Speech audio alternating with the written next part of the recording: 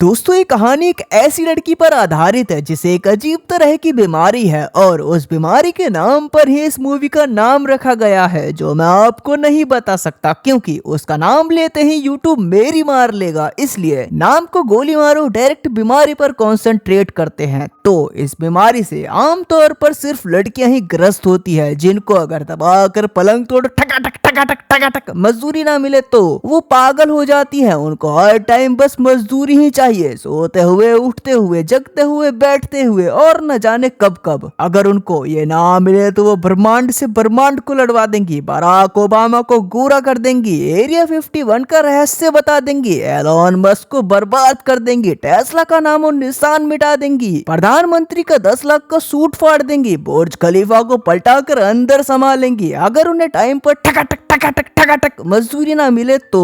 अब इतने घातक परिणाम सुनकर हम ये समझ पाते हैं कि ये बीमारी कितनी ज्यादा खतरनाक है। हम देखते हैं सड़क पर एक लड़की जिसका नाम दुंगी है, बुरी तरीके से घायल पड़ी है, जिसकी हेल्प करने के लिए एक ताऊ आगे आता है और कहता है तुम्हें चोट लगी है, यहीं वेट करो, मैं एम्बुलेंस को कॉल करके आता हूँ। वो कहती है नहीं, एम्बुलेंस को कॉल मत करो। ताऊ पूछता है अगर तुम चाहो तो मैं पुलिस को भी कॉल कर सकता हूँ, लेकिन वो पुलिस को भी कॉल करने के लिए मना कर देती है। ताऊ पूछता है मेरे घर पर काजू कतली रखी है, बता चाटेगी क्या? दुंगी कहती है नहीं, मैं बस एक कप चाय पीना चाहती हूँ जिसके अंदर गाढ़ा माल मिला हो। ताऊ कहता है मेरा तो माल ही नहीं निकलता तो गाढ़ा कहाँ से लाऊं? वैसे चल तो सही तू मेरे साथ, किसी का तो मांग कर लाऊंगा ही, तुझे गाढ़े माल की चाय जो पिलानी है। ताऊ उसे अपने घर ले आता है और बदलने के लिए कपड़े देकर उसे अपने बिस्तर में लिटा देता है और उसको अमूल के फुल क्रीम वाले दूध की सच्ची वाली चाय पिलाता है। पूछता है ये बता जाने मन, तुझे इतनी चोट लगी कैसे? किसी ने तुझे लूटा या किसी ने अपना फनफनाता नाग जबरदस्ती तेरे पिछवाड़े में घुसा दिया? दुंगी कहती है नहीं, मैं तुझे अपनी कहानी नहीं बताऊंगी क्योंकि उसे सुनकर तेरे गोटे तेरे मुंह को आ जाएंगे। ताऊ कहता है नहीं आएंगे क्योंकि मेरे दोनों गोटे नकली हैं। वो कहती है फिर तेरा पिछवाड़ा भजन करेगा, एक बार धरती में बाजेगा तो एक बार ऊपर छत पे बाजेगा, तू कहेगा ये हो क्या रहा है साला? ताऊ कहता है मेरी छत्ती रोई की और पिछवाड़ा पित्तल दा, ज्यादा बकचोदी तो कर मत, चुपचाप अपनी कहानी सुना। दुंगी कहती है चल ठीक है, तू इतना जोर दे ही रहा है तो सुन मेरी कहानी, बहुत लंबी है, इतनी लंबी कि तेरे सर के तो सफेद हो ही गए हैं बाल, नीचे के भी हो जाएंगे सफेद। ताऊ कहता है दिमाग की दही मत कर, इंसान जवान हो या बूढ़ा उसे लंबा और गहरी चीजें ही पसंद आती है। वो कहती है ठीक है फिर ध्यान से सुन, जब मैं छोटी थी ना तभी मुझे पता चल गया था कि मेरे पास खारे पानी का समंदर है, जिस समंदर में हर मर्द अपनी छोटी मछली तैराना चाहता है, यानी कि हर मर्द मेरी टांगों के बीच में अपनी तीसरी टांग देना चाहता है। और जिसके साथ साथ मुझे बचपन में ये भी पता चल गया था कि मुझे निम्फोमेनिया नाम की बीमारी है। ताऊ बात काटते हुए पूछता है ये बीमारी तुझे बचपन में कैसे हो सकती है क्योंकि बचपन में ठका वाले हार्मोन एक्टिवेट नहीं होते। दुंगी कहती है मैंने बताया तो था, मैं बहुत पहुंची हुई चीज हूँ। मेरी फ्रेंड जब मेरे घर आया करती थी ना तब हम दोनों बाथरूम के फ्लोर पर पानी बिखेर देते थे और फिर पूरे फ्लोर पर रिपट रिपट कर अपनी प्यारी सबकी दुलारी को रगड़ते थे, जिसमें हमें बहुत मजा आता था। मैं अपने पिता से बहुत प्यार करती थी क्योंकि मेरी माँ हमेशा से ही ताश खेलती रहती थी। वो पत्तों की इतनी बड़ी खिलाड़न थी कि एक दिन अकेले खेलते खेलते उन्होंने खुद से ही खुद को बेच दिया था। मेरा हमेशा से ही रस्सी चढ़ने का बहुत मन करता था, जिसमें उतरते वक्त रस्सी जब मेरी प्यारी दुलारी को ऊपर होती थी तब उसको रगड़ते हुए नीचे आने में क्या ही मजे आ जाते थे यार, आए हाय। एक दिन मेरे मन में उत्सुकता हुई लड़कों के हथियार और लड़कियों के खारे समुद्र के बारे में जानने की, तो मैं उस बारे में पढ़ने लगी। लेकिन तभी मेरे पिताजी वहां आ गए, पूछने लगे ओए क्या कर रही है? मैंने कहा कुछ नहीं, बस देख रही हूँ कि ये बॉलीवुड वाले हमेशा इंडिया पाकिस्तान पर ही फिल्म क्यों बनाते हैं, कभी इंडिया चीन पर क्यों नहीं बनाते। जो मुझे अपने साथ बाहर ले गए और पेड़ों के बारे में दबाकर ज्ञान पेलने लगे, लेकिन मेरा दिमाग तो ज्ञानवर्धक बातों में नहीं बल्कि लिंगवर्धक किताबों में ज्यादा लगता था। वैसे ये बताता हूँ तू कहीं मेरी बात तंता बोर तो ना हो रहा ना? वो कहता ना बावड़ी ना, कत्ते भी ना, मन ने तो फुल स्वाद आ रहे इससे, तू कंटिन्यू कर कंटिन्यू कर। वो कहती है ठीक से, मैं 15 साल की हो चुकी हूँ और वर्जिनिटी अब तक मेरे सर पर बोझ बन चुकी है, जिस बोझ को कम करने के लिए मैं लसन नाम के एक लड़के के पास गई जिसके हाथ बहुत सख्त थे और सख्त हाथों वालों का औजार भी सख्त होता है। मुझे तो उस टाइम ऐसा ही लगता था, इसलिए मैंने उसके मुंह पर ही सीधा बोल दिया, ओए मेरे समंदर का खारा पानी पिएगा? पेप्सी के ढक्कन की तरह मेरी सील उड़ाएगा? वो बोला सील? अरे सील तो मैं ऐसे ही उड़ा दूंगा जैसे कभी थी ही नहीं, और मुझे एक कमरे में ले गया जहां मैंने अपनी झटपट कच्छी उतारी। उस साले ने बिना थूक लगाए ही अंदर डाल दिया और 3 थौर के हथौड़े जैसे झटके आगे से मारे। फिर उसने मुझे आलू की बोरी की तरह पलटा और 5 जोरदार झटके पीछे से मारे जहां साली पेंसिल घुसाने तक की भी जगह नहीं थी। खैर 3, 5, 8 झटकों में ही उसके हथियार की धार खत्म हो गई तो वो बोला, तेरी दोस्ती को बड़े प्यार से निभाऊंगा, कोशिश रहेगी तुझे अगली बार न रुलाऊंगा। कभी पसंद ना आए मेरी गिनती के झटके तो बता देना, कभी पसंद ना आए मेरी गिनती के झटके तो बता देना।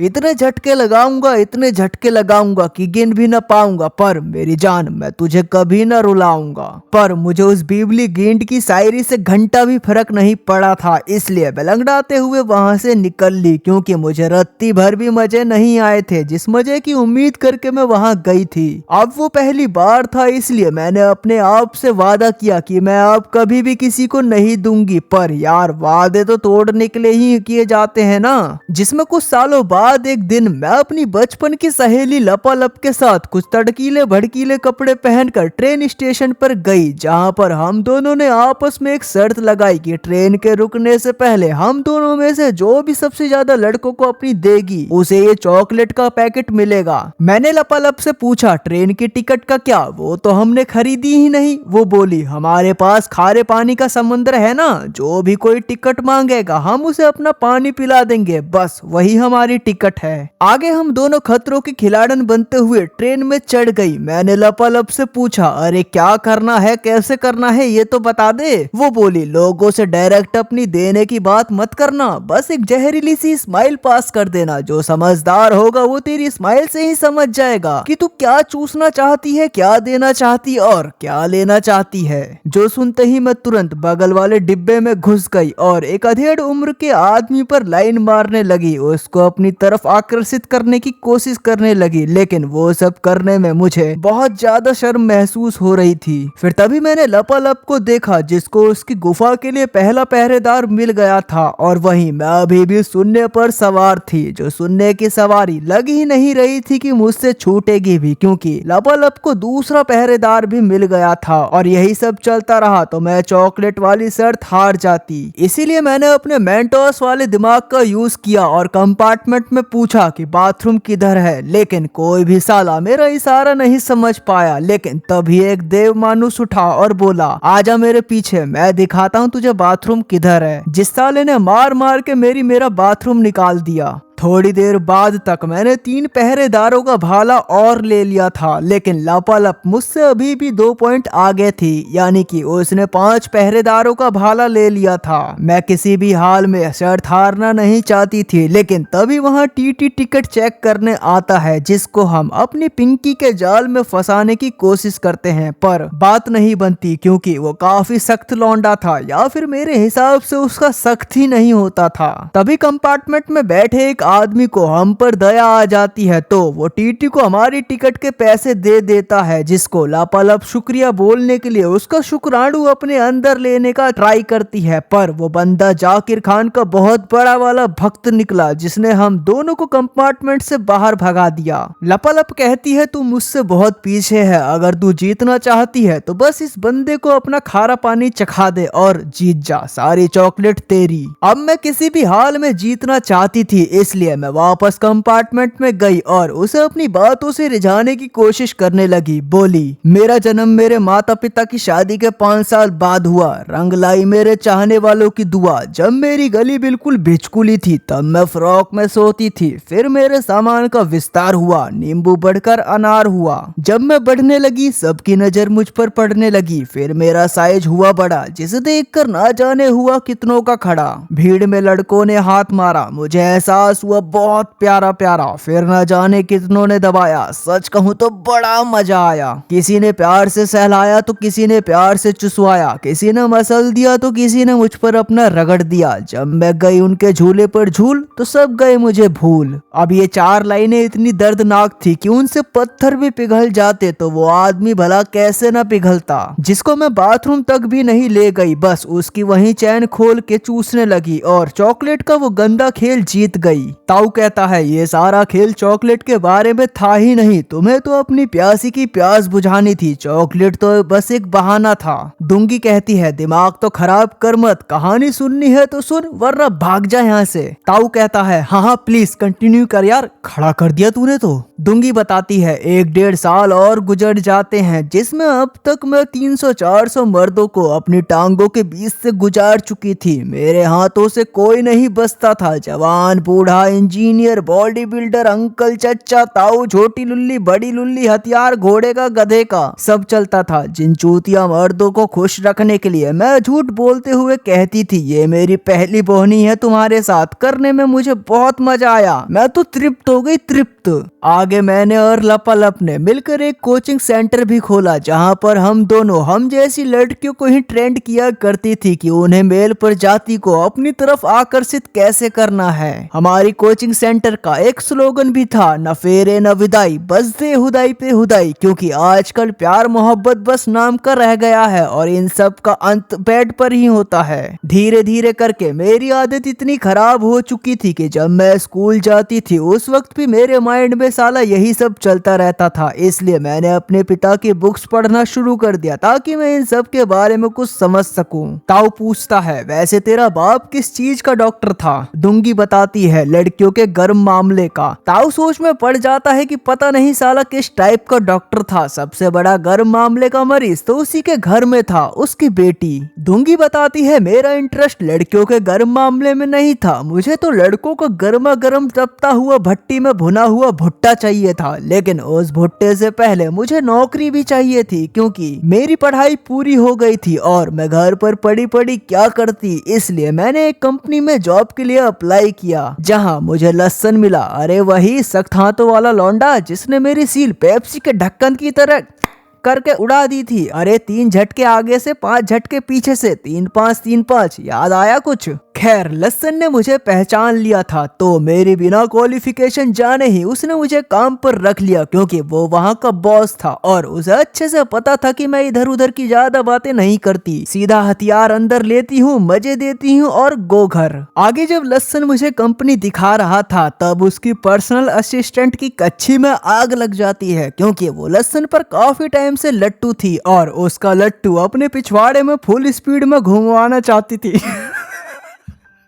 आगे वो मुझे लिफ्ट में ले गया और जानबूझकर लिफ्ट बंद कर दी क्योंकि वो मुझे लिफ्ट में लिफ्ट कराकर फिर से मेरे साथ 3-5-3-5 करना चाहता था। अरे वही 3 आगे से 5 पीछे से, 3-5-3-5, लेकिन मैंने उसे मना कर दिया जिस बात से वो सोच में पड़ गया। यार पहले तो खुद आकर दे देती थी, अब पता नहीं क्या हो गया, बाहर की हवा लग गई क्या इसे? पर ऐसा कुछ नहीं था, मैं उससे प्यार करती थी और उससे शादी करना चाहती थी, इसलिए मैंने उसको मना कर दिया। आगे लसन मुझे परेशान करने लगा, कभी ऑफिस की साफ सफाई करवाता, कभी फालतू में ऐसे ही अंदर बाहर करवाता क्योंकि वो मुझसे नाराज था। मैंने उसको लिफ्ट में देने से जो मना कर दी थी, पर मैं थी जिसको जलाने के लिए मैंने ऑफिस के हर बंदे के साथ अपना चक्कर चलाया और बारी बारी से सबका भाला अपनी काली गुफा में लिया, बस लसन को छोड़कर, जिस वजह से लसन के पिछवाड़े में देगी मिर्च का तड़का लग जाता है। तो वो साला कुछ दिनों बाद अपनी पर्सनल असिस्टेंट से शादी कर लेता है और अपनी कंपनी भी बेच देता है, जिस बात से लाइफ में पहली बार मेरा दिल टूटा था क्योंकि इससे पहले आज तक मैंने जितने भी लड़कों को अपनी दी थी सिर्फ अपने मजे के लिए ही दी थी, पर लसन को मैं अपने दिल से देना चाहती थी, इसलिए मैंने उसके साथ 3-5 किया था।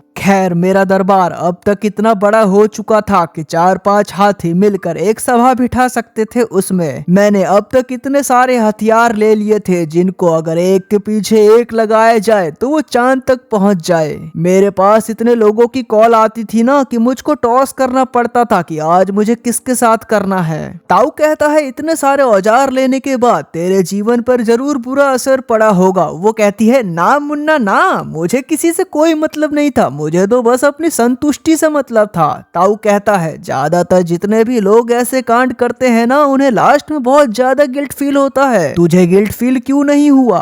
दुंगी कहती है थम जा ताऊ थम जा, अभी तक कहानी बाकी है। और बताती है कि जब मेरे पिता को कैंसर हुआ तब मैं उनसे मिलने हॉस्पिटल जाया करती थी, लेकिन हवस पर काबू ना होने के चलते मैं हॉस्पिटल में किसी भी स्टाफ वाले को पकड़कर उसके साथ शुरू हो जाती थी। कुछ समय बाद मेरे पिता की मृत्यु हो जाती है और उससे ज्यादा शर्मनाक कुछ नहीं था मेरे लिए, क्योंकि सामने मेरे पिता की बॉडी पड़ी थी और मेरे समुंदर से पानी टपक रहा था। मेरा किसी का हथियार लेने का मन कर रहा था और वो हालत तो तब थी जब मैं अपने पिता से बहुत प्यार करती थी। अब सोच ये सिचुएशन नहीं होती होगी तो मैं किस हद तक गुजर जाती होंगी। जिस पर ताऊ समझ जाता है कि ये साली बीमारी ही गंदी है। बेचारी दुंगी के हाथों में देने के अलावा कोई और रास्ता नहीं था। उसकी बिल्ली को परमानेंट चूहा चाहिए ही था, चाहे वो सिचुएशन कोई भी क्यों ना हो। दुंगी बताती है मेरी हुड़क इस कदर बढ़ गई थी जैसे गंजी हीरोइन लेने वालों को उसकी हुड़क होती है, वैसे ही मुझे हथियार लेने की हुड़क होती थी। मैं रोज रात को 7-8 लड़कों के साथ मचाती थी जिन सब को मैनेज करना बहुत ज्यादा मुश्किल था, पर मेरे पास ऐसे वफादार लोग थे जो ना तो टाइम से 1 मिनट पहले आते थे और ना ही टाइम से 1 मिनट जल्दी जाते थे।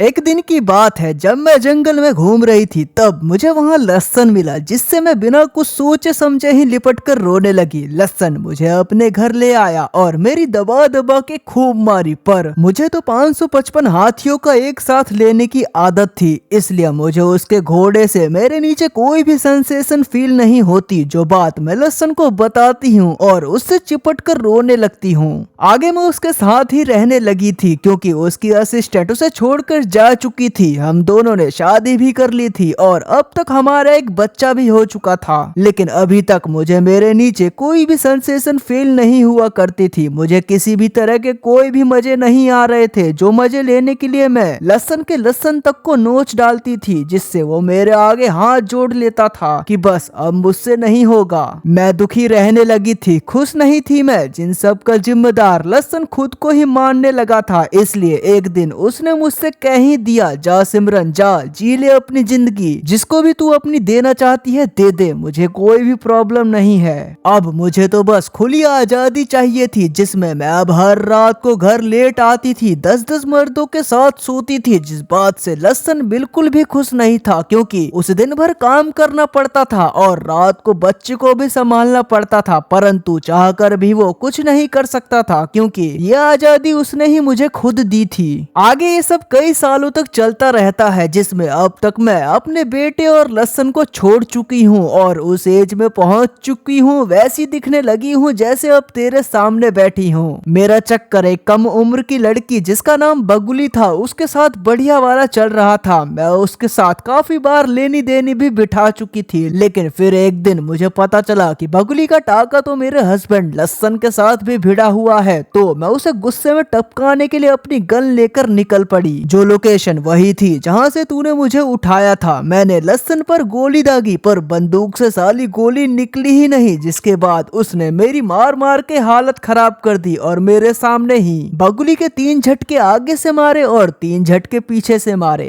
ताऊ कहता है ठीक है तेरी कहानी खत्म हो गई, पर तू ये बता तेरी बंदूक से गोली निकली क्यों नहीं? मैं बताता हूँ क्यों नहीं निकली, क्योंकि तूने उसे अनलॉक नहीं किया था, क्योंकि तू लहसन से अभी भी प्यार करती थी, तू उसे मारना नहीं चाहती थी। दुंगी कहती है जब तुझे सब पता है तो पका क्यों रहा है, जा यहाँ से, मुझे सोने दे। ताऊ कहता है ठीक है सो जा, और आधी रात में उसकी लेने आ जाता है क्योंकि उसकी कहानी के अकॉर्डिंग ताऊ इतना तो समझ ही चुका था कि सारी दुनिया उसे अपनी देने से मना कर सकती है पर ये मना नहीं करेगी। परंतु जैसे ही ताऊ अपना सामान गीला करने वाला था, दुंगी तुरंत ही अपनी बंदूक निकाल लेती है जो अभी भी उसके पास थी। ताऊ कहता है अरे यार ये कोई बात होती है क्या भला, 2-3 हजार लोगों को तू अपनी दे चुकी है और अब मेरी बारी आई तो तू ऐसे कर रही है। लेकिन लुंगी उसकी एक नहीं सुनती और उसे ठोक देती है,